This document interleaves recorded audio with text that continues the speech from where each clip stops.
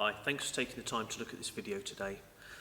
Today I'd like to talk to you about this little construction I've got here. You'll see that I have a rod arm puppet and also a trumpet here, which we have mounted on an arm rod. And these are sat quite nicely on this stand that I've made.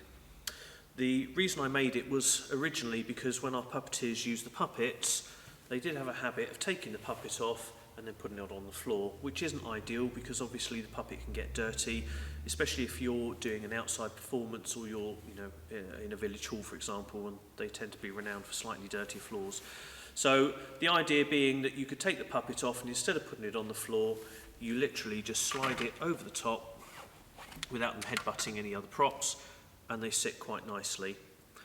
So you can see here that this particular puppet is sat with enough space underneath. The reason being for two reasons. One, because it's a comfortable height to remove the puppet. Secondly, some of our puppets have legs on, and this particular height allows the legs to literally sit straight and just sat on the floor lightly.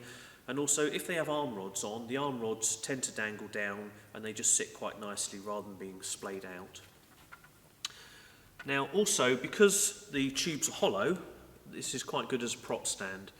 If you find you have a prop, something like this trumpet here that has a rod arm permanently attached, or if it was a sign with a small dowel or whatever it happens to be, instead of having to lay it on the floor, especially where it can get trodden on, even especially when your puppeteer is kneeling behind a puppet theatre, it's very easy for them to move their feet around and catch something.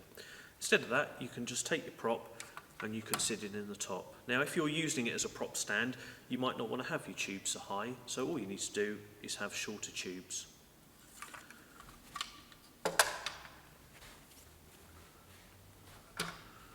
The construction's really simple.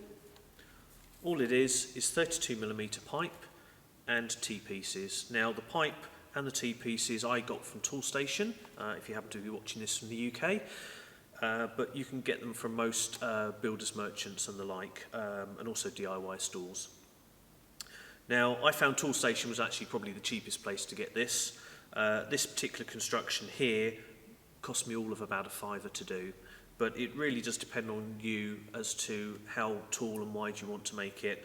Because the lengths come in 3 metres and you can cut them to length, by adjusting the height and the width, you can then alter how much space you have for your puppets.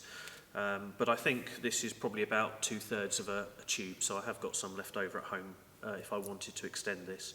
Now, because it is push fit, it is extendable as well, and it literally is a case of just pulling it apart and then adding more uprights.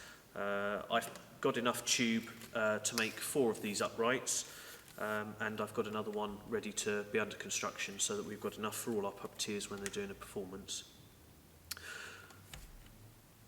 Just showing you this today because I found this a useful thing for my puppet team, and being so cheap as well, and hopefully it might be useful for you.